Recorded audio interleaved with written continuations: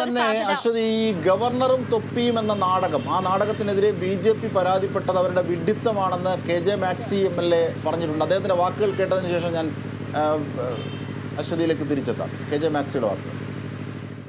വെറും വിഡ്ഢിത്തരമാണത്. ഗവർണർ തൊപ്പി എന്ന നാടകത്തിൻ്റെ പേരാണ്.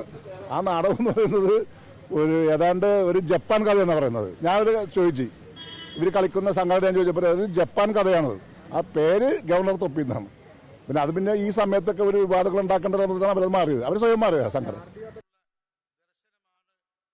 എന്നാൽ മറ്റു വേദികളിൽ അവതരിപ്പിക്കുമെന്ന് അണിയറ പ്രവർത്തകർ പറഞ്ഞിട്ടുണ്ട്. അവരുടെ വാക്കുകൾ കൂടി.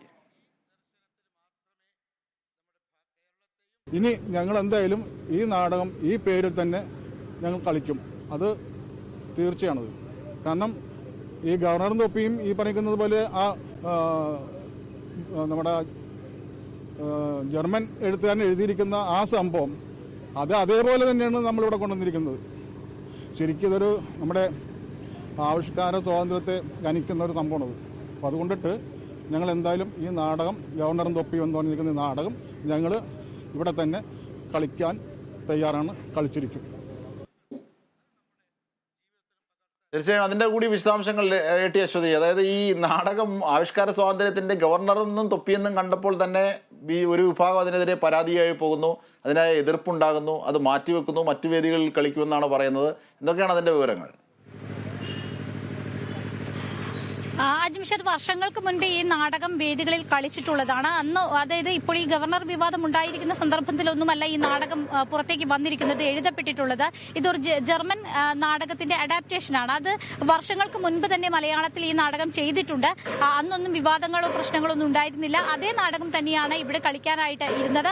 പക്ഷേ ഈ ഗവർണറും തൊപ്പിയും, ഗവർണർ എന്ന ഒരു വാക്കിന്റെ അടിസ്ഥാനത്തിലാണ് നിലവിൽ ഇതൊരു വലിയ വിവാദങ്ങളിലേക്ക് പോകണ്ട എന്നുള്ളൊരു പ്രശ്നം, ഒരു സംഘർഷം ഉണ്ടാകണ്ട എന്ന ഒരു കാര്യത്തിലാണ് സബ് കളക്ടർ ഇത്തരത്തിലൊരു തീരുമാനം എടുത്തിരിക്കുന്നത് എന്ന ഒരു കാര്യമാണ് ഇപ്പോൾ MLAയും വ്യക്തമാക്കുന്നത്.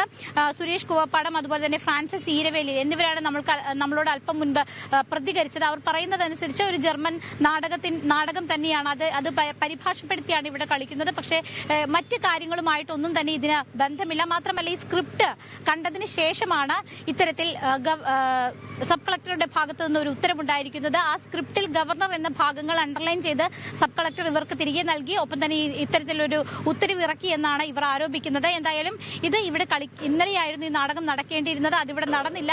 ഈ കാർണിവലിന്റെ വേദിയിലല്ലാതെ മറ്റ് വേദികളിൽ ഈ നാടകവുമായി മുന്നോട്ട് പോകുമെന്നാണ് സംഘാടകർ ഈ ഘട്ടത്തിൽ അറിയിച്ചിരിക്കുന്നത്. ഒപ്പം തന്നെ MLA KJ മാക്സിയും ഈ വിഷയത്തോട് പ്രതികരിച്ചിരിക്കുന്നത് സബ് കളക്ടറുടെ ഒരു തീരുമാനത്തെ അദ്ദേഹം പൂർണ്ണമായിട്ടും തള്ളിയിട്ടില്ല. ഒരു പ്രശ്നമുണ്ടാകാതിരിക്കാനുള്ള ഒരു ഇടപെടലായിരിക്കും സബ് കളക്ടർ നടത്തിയതെന്ന രീതിയിലാണ് അദ്ദേഹം പറഞ്ഞത്. പക്ഷേ BJPയുടെ പരാതി പൂർണ്ണമായും വിഡ്ഢിത്തമായി പോയി വിഡ്ഢിത്തമാണ് എന്ന രീതിയിലും അദ്ദേഹം പ്രതികരിക്കുന്നു. ജിംഷാദ്.